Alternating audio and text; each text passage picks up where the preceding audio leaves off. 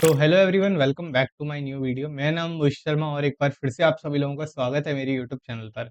जैसा कि हमने पिछली वीडियो में यार टू डू लिस्ट का नैप बार क्रिएट कर लिया था, लेकिन आज की वीडियो में यार बेसिकली हम क्रिएट करने वाले हैं अपने ऐड टू डू के कंटेनर को। हम ये फॉर्म को क्रिएट करने वाले हैं और साथ ही साथ इसे काफ़ी अच्छी स्टाइलिंग भी देने वाले हैं।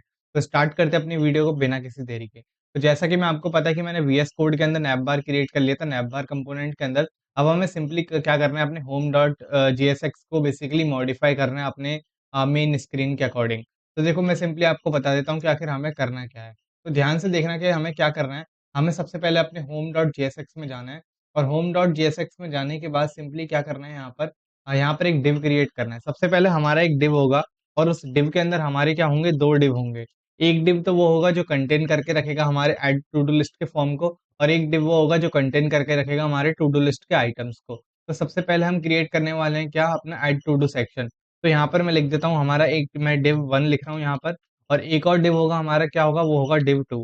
तो मैं यहाँ पर सिंपली क्या लिख रहा हूँ, div 2 लिख रहा हूँ। तो मुझे उम्मीद है कि आपको चीज़ें स्क्रीन पर दिख रही होंगी कि मैं क्या लिख रहा हूँ यहाँ पर। अगर नहीं लिख रही हैं तो नहीं दिख रही हैं तो बता देना मुझे, मैं स्क्रीन को और ज़ूम कर दूँगा। लेकिन अभी फ़िलहाल के लिए मे बी आई थिंक आपको दिख रही होंगी, लेकिन मैं अभी कम ही ज़ूम करूँगा।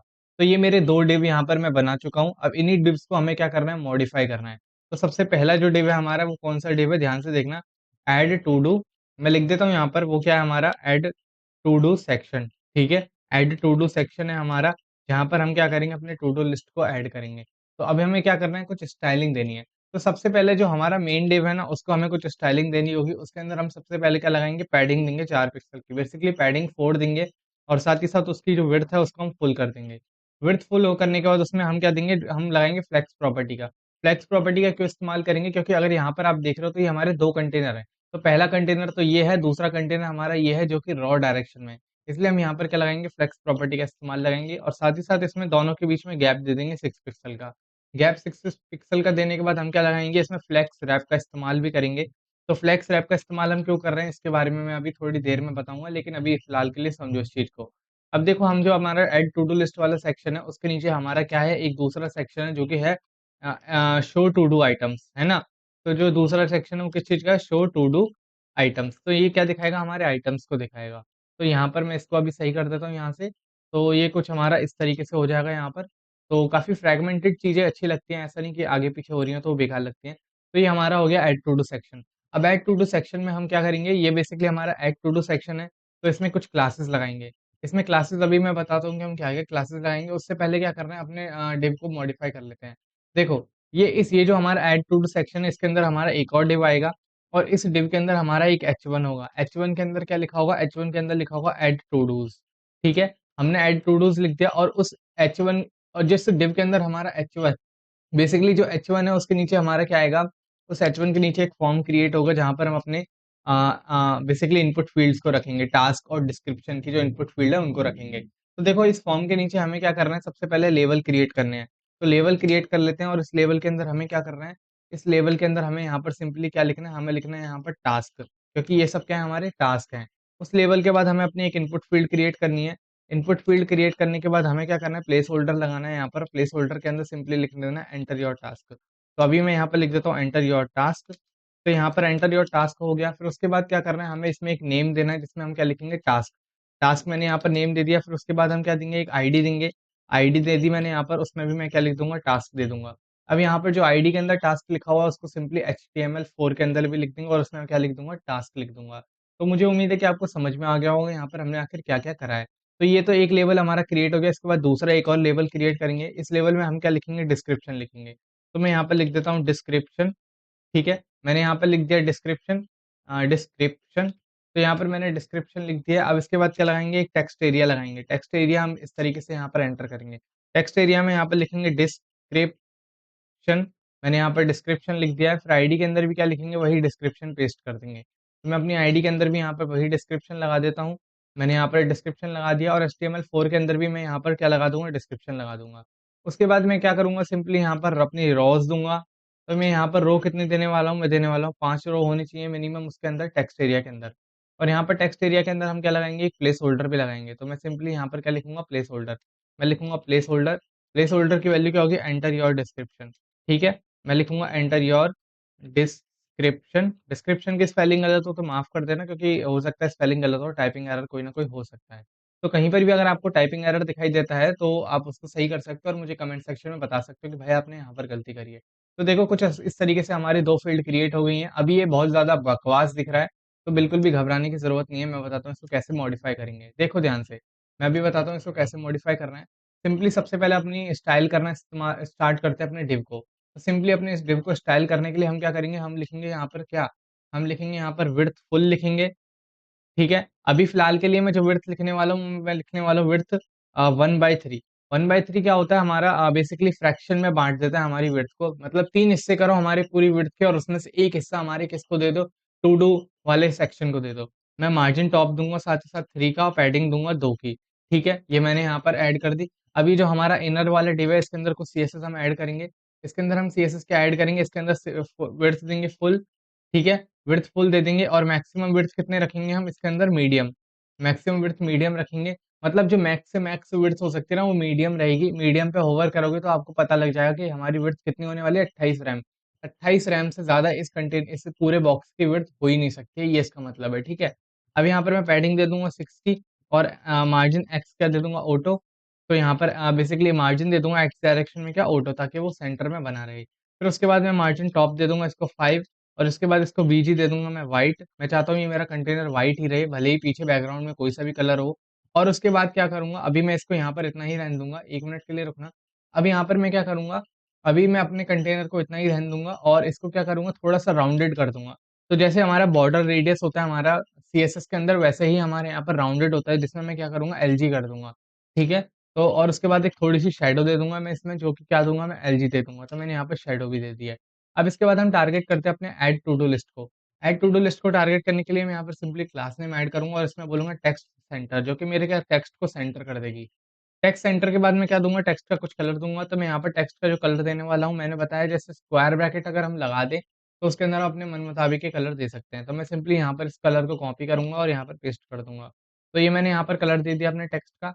अब इसके बाद मैं क्या करूँगा, सिंपली यहाँ पर टेक्स्ट का साइज़ मैंने बताया हम 3 एक्सेल दूँगा मैं यहाँ पर टेक्स्ट का साइज़। उसके बाद यहाँ पर फ़ॉन्ट को करूँगा क्या मैं, बोल्ड। फ़ॉन्ट को बोल्ड करने के बाद मैं क्या दूँगा, मार्जिन बॉटम क्या दे दे दूँगा 4। अब देखो ये कितना अच्छा लगेगा। मेबी ये बहुत अच्छा बनेगा। अभी देखो हाँ, बनने लग गया हमारा धीरे-धीरे।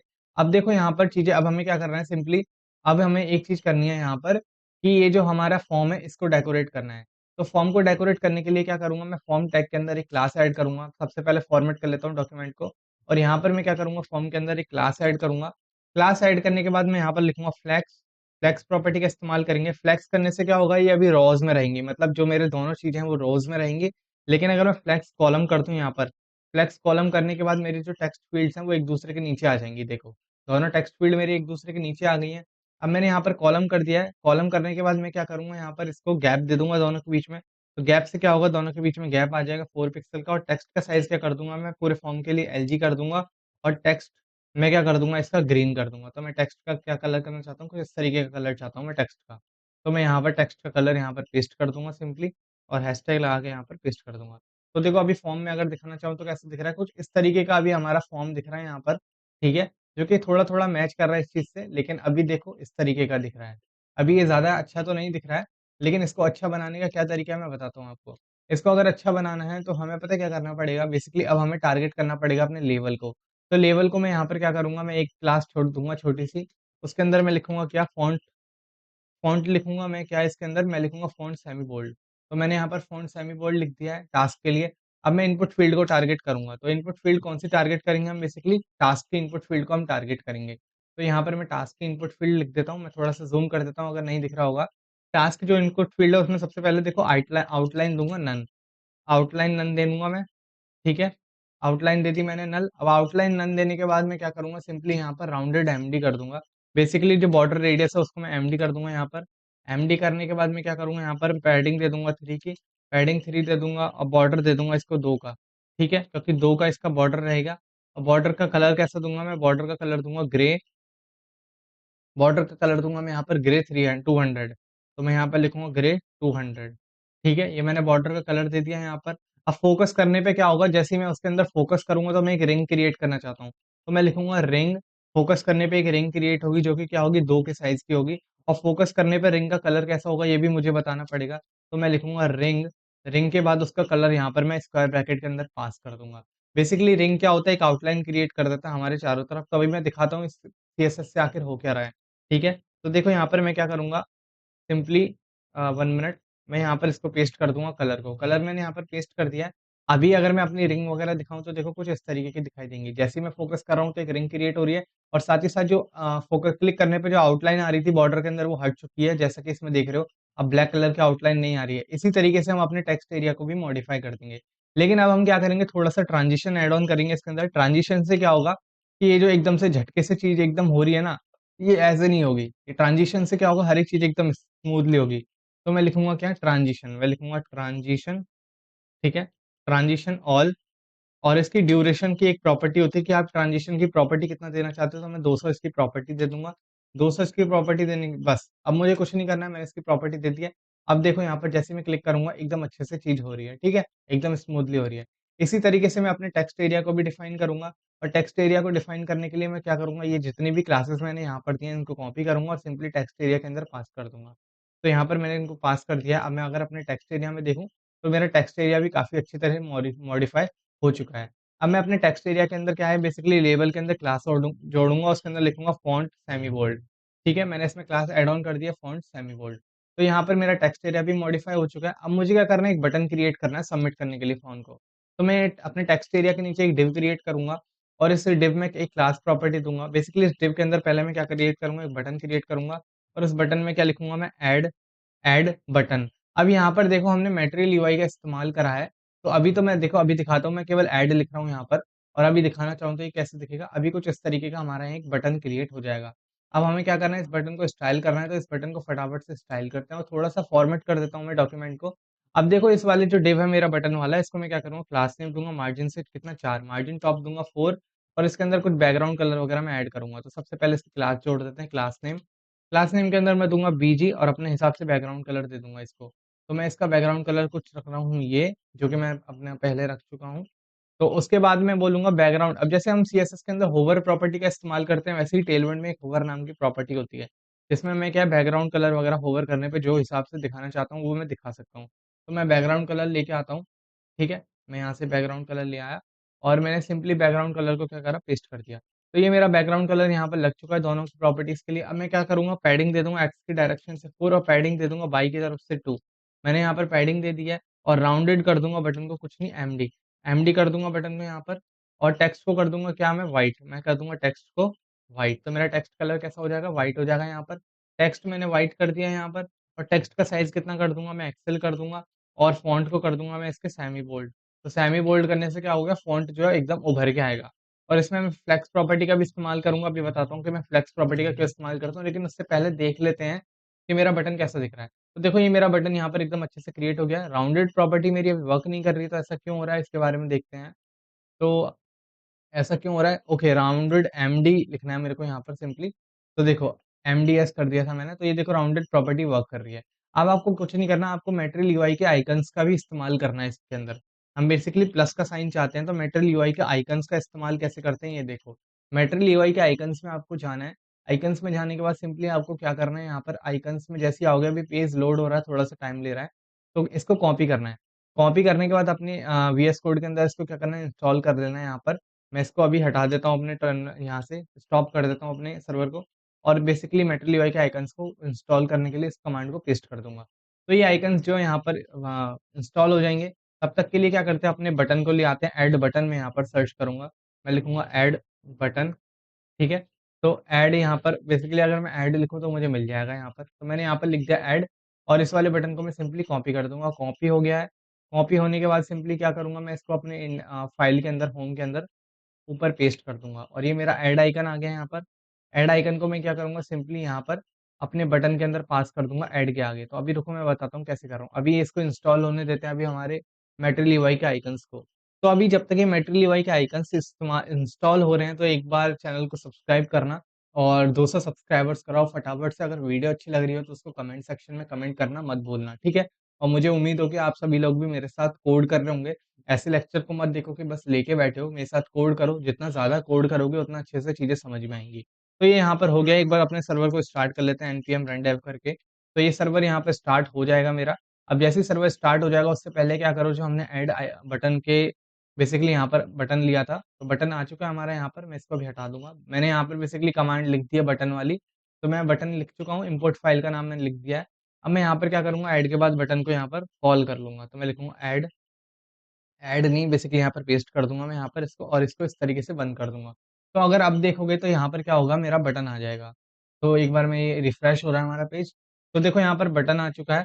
अब ये जो बटन है ये सेंटर में नहीं है, दोनों ये देखो बटन थोड़ा-सा नीचे है और ऐड थोड़ा-सा ऊपर है। तो इसलिए हम क्या करेंगे, यहाँ पर फ्लेक्स प्रॉपर्टी का इस्तेमाल करेंगे बटन के अंदर। तो देखो यहाँ पर मैं क्या करूँगा, फ्लेक्स प्रॉपर्टी का इस्तेमाल करूँगा। मैं लिखूँगा फ्लेक्स और लिखूँगा आइटम सेंटर और लिखूँगा जस्टिफाई सेंटर। तो देखो यहाँ पर मेरा फ्लेक्स प्रॉपर्टी हो गया, और मैं इसमें गैप दे दूँगा थोड़ा-सा, मैं दे दूँगा गैप 2 पिक्सल का, या फिर मैं इसके अंदर गैप कितना दूँगा, मैं दूँगा 2 का। तो मैं गैप 2 लिखूँगा तो यहाँ पर देखो मेरा 2 के हिसाब से अपने आप गैप यहाँ पर आ जाएगा। तो कुछ इस तरीके से हमारा ऐड टू डू का फॉर्म क्रिएट हो गया है यहाँ पर। तो काफ़ी मज़ा आया मुझे इसको क्रिएट करने में, और मुझे उम्मीद है कि आपको भी काफ़ी ज़्यादा मज़ा आया होगा इसको क्रिएट करने में, और ये काफ़ी ज़्यादा अच्छा लग रहा है। लेकिन अभी इसमें एक प्रॉपर्टी रह गई है कि देखोगे तो अभी हमारा ओरिजिनल फॉर्म जो है होवर करने पे देखो बड़ा होता है। तो मुझे क्या करना होगा, इसको होवर करने पे अपने फॉर्म को कुछ बड़ा दिखाना है। तो मुझे अपने फॉर्म को अगर बड़ा दिखाना है होवर करने पे, तो मुझे इसकी प्रॉपर्टीज़ को इंस्टॉल करना होगा। बेसिकली इसमें कुछ स्केल प्रॉपर्टी देनी पड़ेंगी। तो मैं बताता हूँ कि हम कैसे स्केल प्रॉपर्टी का इस्तेमाल कर सकते हैं इसके अंदर। तो देखो, होवर करने पे अगर मुझे स्केल प्रॉपर्टी लगानी है ना, तो मुझे क्या करना होगा, इस वाले डिव के अंदर बेसिकली जो हमारा ऐड टू डू वाला सेक्शन है, ऐड टू डू वाले सेक्शन के अंदर हमारा एक और डिव है। हमारा ऐड टू डू वाले सेक्शन के अंदर एक और डिव है जिसमें मुझे क्या देनी होंगी, प्रॉपर्टी देनी होंगी। तो यहाँ पर मैं एक बार इसको, हाँ, 1 मिनट, 1 मिनट प्लीज़। मैं इसको यहाँ पर नीचे ले आया। अब इसके अंदर क्या देना होगा, मुझे प्रॉपर्टीज़ देनी होंगी ऐड टू डू वाले सेक्शन के अंदर। तो मैं क्या करूँगा, यहाँ पर लिखूँगा ट्रांज़िशन, ट्रांज़िशन, ठीक है? ट्रांज़िशन बेसिकली यहाँ पर मुझे क्या लिखना है, ट्रांज़िशन में क्या करना है, आपको लिखना है ट्रांसफ़ॉर्म, ट्रांसफ़ॉर्म करना है, जिसकी ड्यूरेशन क्या होगी, यहाँ पर कितनी होगी ड्यूरेशन, 300 होगी, ठीक है? ड्यूरेशन 300 होगी। ईज़ इन आउट करना है आपको, मेबी आपने पढ़ी होंगी सीएसएस में ये प्रॉपर्टियाँ, कि ईज़ इन आउट करना है, और राउंडेड क्या करना है, मेरे को एलजी करना है। राउंडेड क्या करना है, एलजी करना है। एलजी मैं ऑलरेडी दे चुका हूँ यहाँ पर। तो मुझे क्या करना है यहाँ पर, ईज़ इन आउट करना है, और ये क्या करना है, होवर करने पे मुझे क्या करना है, स्केल। स्केल करने पे क्या होता है, जब भी हम होवर कर रहे हैं, कुछ भी कर रहे हैं, तो बड़ा हो जाता है, बड़ा-सा महसूस होता है। तो मैं क्या लिखूँगा, स्केल, स्केल में कितना लिखूँगा मैं, 105, बस। अब अगर आप अपनी प्रॉपर्टीज़ को देखोगे तो होवर करने पे देखो कुछ इस तरीके से इफ़ेक्ट आ रहा है। तो ये तो ओरिजिनल वाला है। अब हमारा पुराना वाला देखते हैं। तो देखो ये कुछ इस तरीके से दिखाई दे रहा है। तो यार ये यहाँ पर हमारा ऐड टू डू सेक्शन यहाँ पर क्रिएट हो चुका है। तो मुझे उम्मीद है कि आपको चीज़ें समझ में आई होंगी। चैनल को लाइक, शेयर, सब्सक्राइब करना मत भूलना। मिलते हैं नेक्स्ट वीडियो में। Thank you so much for watching. Bye.